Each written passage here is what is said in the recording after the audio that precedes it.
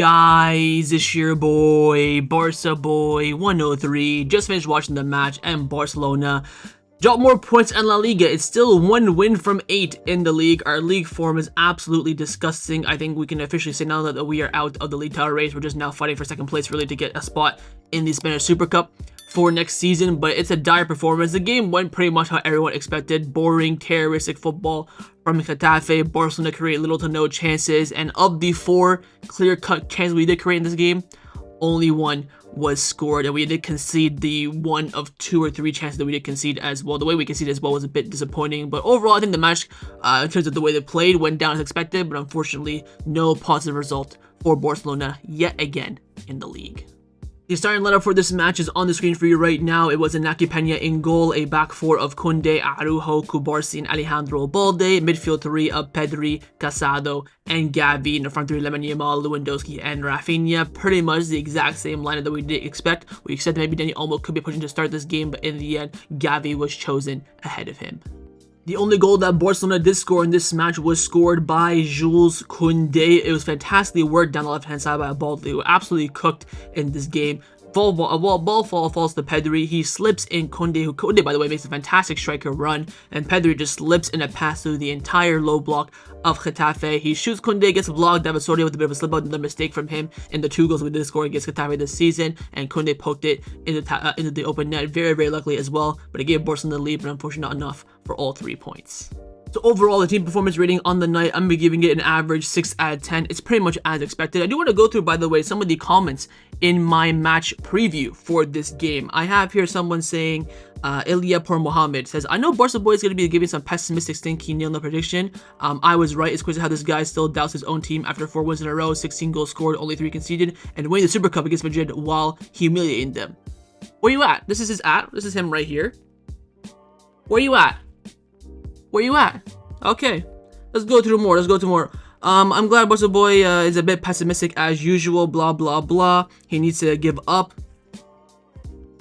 Where you at? All quiet now when Barca boy is right, huh? Well, we got more. Barca boy 0-0. I think you've been smoking something to think Barcelona will not win this game. Upon all the good games from Barcelona, you are right. Blah blah blah. You still think we won't beat Getafe. Y'all think I hate Barcelona? I bleed for this team. I've been making videos on this team for 5 years in a row now. I would do anything for them to win this game. But my prediction is based on what I think happens with my brain, not with my heart. I knew this game was going to be tight. I knew it was going to be an anti-terroristic football match, as it was. We broke them down once. We could have broken them down multiple times. Yes, we missed a few chances, but again, we're going to keep going through this. Here we go, another one. Why are the consistent pessimistic storylines? I get it, it's a tough game. We know it's inconsistent at time. However, we get behind the team, blah, blah, blah. This is from Lynn. I can't even read this name, but another one. You think you guys could just run away from me, can't you? Oh my god. We can't afford a draw here. I agree, blah, blah, blah. I appreciate the preview, but the prediction is a bit harsh for this team. I'll let him slide. I've been watching since you started the channel, but recently I've realized you think you know best when it comes to Barcelona. It should be a more positive and open channel. This comes here from Samir E. Banks. Yet again. Y'all think I'm just retarded, honest to God. We're not drawing this game, we'll win 3-0 away. Trust. This comes in from Barcelona. Super Messi. You can hold that as well. Score prediction is hilarious. LOL. Well, looks like this. I predicted 0-0, and it's 1-1, so I got the result right, but not the score line. Almost must start, blah, blah, blah. Why is bro talking as if Barcelona is the worst team of their lives? This comes in from Marvin. You can hold that as well. We're gonna keep going. You think I'm just gonna let it sit here and just take all this? What else we got here? We got so many more. It is criminal. I mean, you're always negative and pessimistic with your team prediction. They're not even playing well. Always be positive and choose a team right. Just a shame from Barca boy. Who this one? I think I already did this one. Where is this? Where is that comment go? Where did that comment go? Here it is. This comes in from this user right here. At the end of the day, Barca boy was right. We dropped points yet again, and y'all can hold that. So next time when I make a prediction, maybe think there's a bit of logic towards it. This game was so predictable. I don't care for the best team in the world winning every game 8-0. Getafe away will be a dogfight anti-football, anti-terrorism match where they sit with a 4-5-1 low block. The majority of this game was spent in the Getafe half. Araujo and Barca were past the arch of the halfway line. That's how high we played, and that's how low they played. They had 11 men behind the ball consistently. And again, the goal we did concede was so unfortunate. I thought when we scored, we were going to finish the game 1-0, to be honest. But the goal we scored was so jammy. I think it was a collective mistake, not from the team. I won't even say the team performed poorly today. They tried to create chances. They slipped in behind. Some players missed chances. We'll discuss that in the players' individual ratings. But at the end of the day, the game went as I expected, and unfortunately Barcelona couldn't come out with 3 points. It came out with a point. Again, our form in the league is absolutely disgusting. 1 win from 8, and if y'all think we're winning this league title, we're gonna need an effing miracle. I'll tell you that. The fact that we're only 5 points behind the top of the table right now, which is Atletico Madrid, is crazy. We'll probably be now 6 points behind with Real Madrid, most likely to win tomorrow against Las Palmas. Wait and see what happens in that game, but we're still not out of the league title race on paper, but this team just cannot get up for it, and it's unfortunate. Hopefully when we get back to them, again, we have a lot of home games in the second half of the season, so hopefully when those come around, we can capitalize on those, but it's looking quite rough in La Liga. But overall, my opinion, team performance rating was as expected in this game, and I'll give it an average 6 out of 10. Let's now get into the players' individual player rating. So for the goalkeeper, Inaki Peña on goal, I'll give him an average 6 out of 10. Honestly, didn't really do much. Made a great save initially for the goal that we did concede, but the rebound, of course, was scored. If you just parry that out maybe somewhere else, it could have been a different result. Made that great save from the offside that the player just shot right at him. But apart from that, I think he was all right. Didn't put really a foot wrong. Passing off in the back was fine as well. He did give the ball away a little bit from those passes where he could have a lot more time to have a bit more composure. But I'm not going to be nitpicking too much here. He didn't really do anything wrong in acting in this game. So I will give him an average 6 out of 10. Now for center back partnership in front of him, of course, first on the right-hand side, it was Ronald Araujo. I'll give him a 7 out of 10. Thought he played well. Again, when you're dealing with a game like this, you're going to be relying a lot upon your defenders collecting the ball from those long balls, being composed in defense, spraying the ball, keeping the passing moving. That's exactly what Araujo did in this game.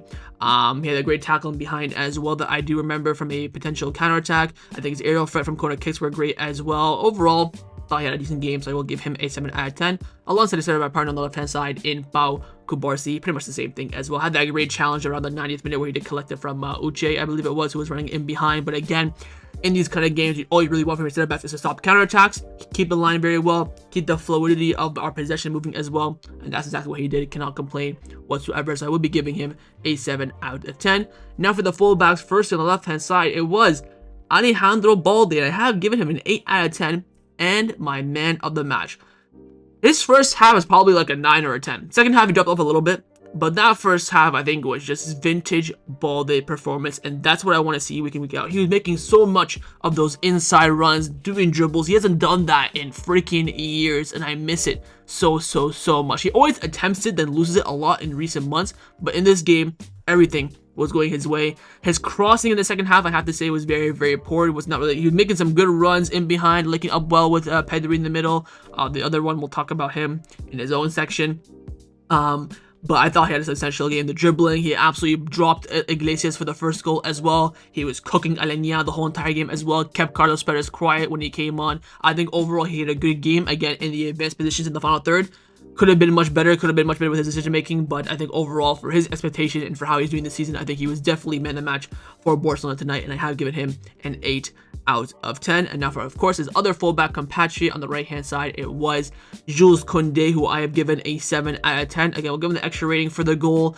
Again, the goal was a striker-esque run from him. I love to see it. I think the rest of the game, though, he was pretty much what I expect from Jules. Didn't really make too many runs forward in this game. After Getafe scored, honestly, Kounde dropped off quite a bit. I thought that first 20-25 minutes where we were playing and we were scoring and he had a few chances, he was absolutely cooking. But after that, he became very conservative. He went back to the Jules Kounde that we know as that right back. Didn't make any overlapping runs for Lamine Yamal in this game. Made some good runs in behind, but the connectivity with Lamine Yamal wasn't that great today. His crossing as well wasn't that great in a lot of key areas. So I think overall his performance was a 6 out of 10, but I had to give him a 7 for the goal scored. So I think that's a fair rating for Mr. Kounde. Now to the midfield. Firstly, Casado in the pivot, will give him an average 6. I don't think he played too badly. Of course, got hooked at halftime. I think that was more so of a tactical decision than Casado playing poorly per se. Won the ball back quite a bit, lost the ball a little bit as well in the midfield. He of course got arrested against Betis midweek, coming back into this game after a great performance in the Super Cup final. Maybe he's a bit rusty, I'm not quite too sure, but I think he wasn't, dreadful in this game. A lot of the game was, of course, relying on him to make some individual passes, and he, I guess, maybe doesn't have the passing ability that Frankie de Jong does have, and that's why Hansi Flick made that change. But I don't think Casado was poor by any means. I will be giving him an average 6 out of 10. Midfield compatriot in the pivot, of course, was Pedri, yet again getting an 8 out of 10. He's slowly becoming the most consistent player in this team. He's just unbelievable. I didn't think he should play in this game due to the way Getafe played. Of course, got the assist, so I'll hold the L on that for sure. But once we got to the second half, once we passed the hour mark and they just sat back and you just needed more of an oomph. What I mean by that is someone to go out there and get shots off. Remember that Frankie shot? That would have been great from a Danny Olmo or something like that who has that ability to always, convert that. But I think Pedri, apart from that, had an exceptional game. His passing, his movement, his composure, intricate play, everything before the final third from him was fantastic. But once we relied a lot on him in the final third to make those, pocket passes and stuff, he got cut out a little bit. But apart from that, I thought he had an absolutely sensational performance, and he'll be getting an 8 out of 10 from me. Of course, in the 10 position, a final midfielder was Gavi. I will give him again average 6 out of 10 from him. Did his main job in this game, in my opinion, which of course is to get rough, get stuck in, win the ball back, create chances. I think his movement in the final third today wasn't the best. He made a lot of, weird decisions, especially in that first half after we got the 1-0 from Kounde. Had a lot of moments on that right-hand side that he could have, maybe made a better decision and we could have had a better output of a chance. Apart from that, I think he was pretty solid. Just like Casado, I don't think he did put a foot wrong. Don't think he was exceptional. Just not put in an average shift, so I will give him a 6 out of 10. Now for the front line, we're going to start off with, I think, the worst player for Barcelona tonight, and that is your Ballon d'Or candidate, Raphinha. 4 out of 10 for me, and yet again, a game that's going to go under the radar because he's not the main attraction, but a game that I feel like, in my opinion, Raphinha cost us. Again, 3 clear, open chances, and he misses it. People talk about Raphinha being exceptional this season, which he has done. Go back to every game that Raphinha scores and look at the chances he's had, the big chances he's had, conversion rate. He'll have 2 goals, we suck him off, Ballon d'Or-esque. He misses another 6. He should probably have double the amount of goals he has this season. The header missed in the first half, that was the worst of the lot, and of course what happens from that? Getafe go down the line and score. So that I think has to be blamed on Raphinha. Open header at the far post, free header, not contested whatsoever, and he hits the side netting. He, of course, had the chance at the far post in the second half as well from Lamine Yamal. Should be scoring that. Again, his conversion rate is just disgusting. One game, he'll be on a flyer. He'll score 3 out of 4 chances. The next game, he'll miss 6 out of 6. I think if Raphinha was on the mark today, if we had the Raphinha from the Clasico today, we win this game 2-1 or 3-1. Maybe even 2-0, 3-0, because, of course, his miss led Getafe to the goal. Disgusting performance of him. Every time I got the ball, I was not encouraged whatsoever. The free kick that we had as well from a dangerous area, why are you taking that? It favors Lewandowski's right foot. It's his trademark free kick as well. We've seen him score a free kick like that for Barcelona already. Why is Lewandowski not taking that free kick? Why is it you? Oh, because you're Captain Raphinha. I mean, put the ego aside a little bit and look at the team a bit more. Especially in a game like this, there's always, the big games, yes, Raphinha will turn out because the game is so open, but in these tight games, against your Getafe, against your Leganes, Las Palmas, of course, he scored against Las Palmas, but he's just so hard to rely upon. I think Flick hopefully needs to start realizing that. If you sub him off at the hour mark, again, he stayed on the game today just because of his name. Raphinha, number 1 according to scoring 90 for the Ballon d'Or race, having an acceptable season, but in these kind of games, against the lower opposition teams with there's not that much space, he's not effective whatsoever. Poor choice from him, in my opinion. He gets a 4 out of 10 from me. The other wing, of course, was Lamine Yamal. I'll give him a 7 out of 10. I think that first half he was fantastic. In the second half, he was very poor. That's pretty much how I can sum it up. Who got the assist for the Kounde? Oh, yes, Pedri. I think Lamine Yamal in that first half was fantastic. He was cooking up things on the right-hand side like no tomorrow, creating chances.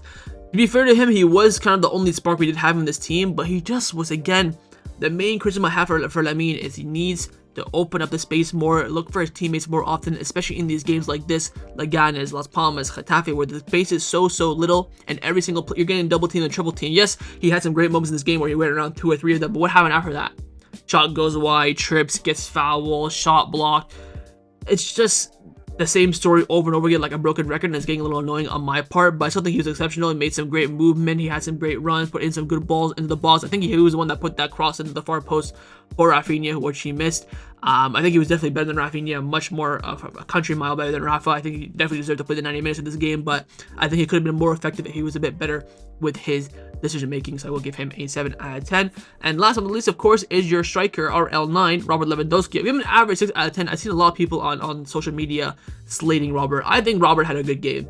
I think he did what he had to do. Hold up play was fantastic from him. He was spraying the ball out wide, occupying the spaces between all the defenders and the midfielders that are closing in that space in the middle of the park. Also created 2 big chances as well. The header across goal for Kounde and Lewandowski, that should have been a goal. And there was another one as well that I forget.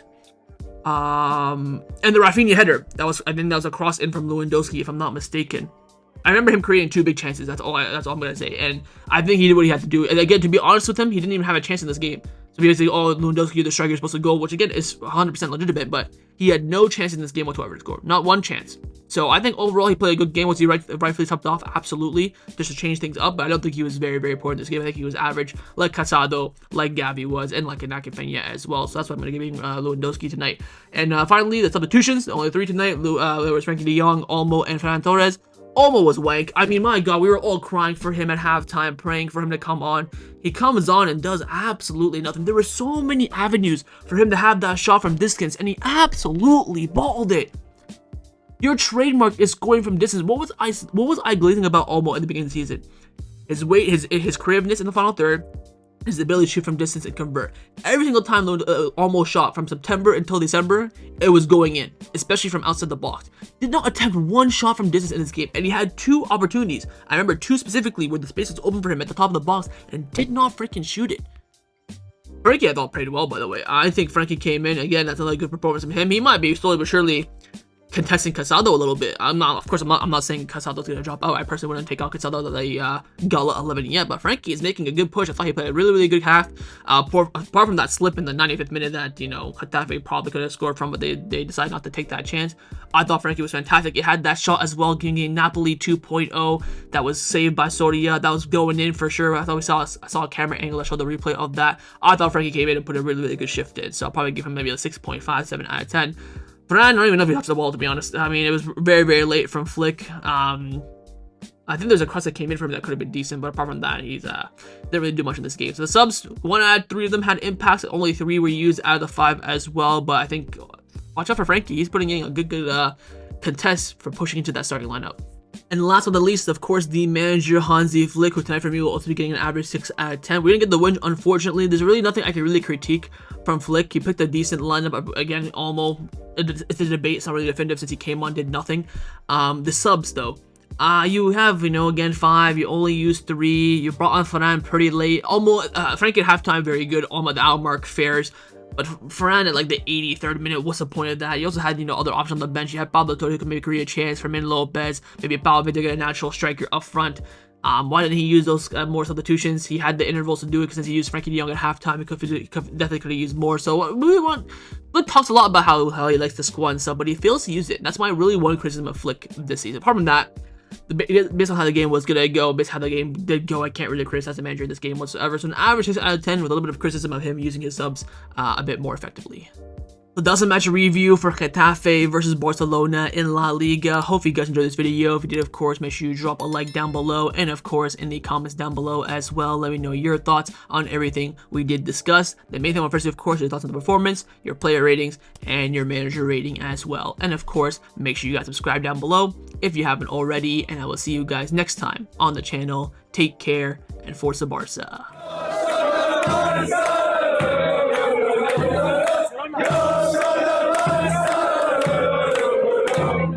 Yeah.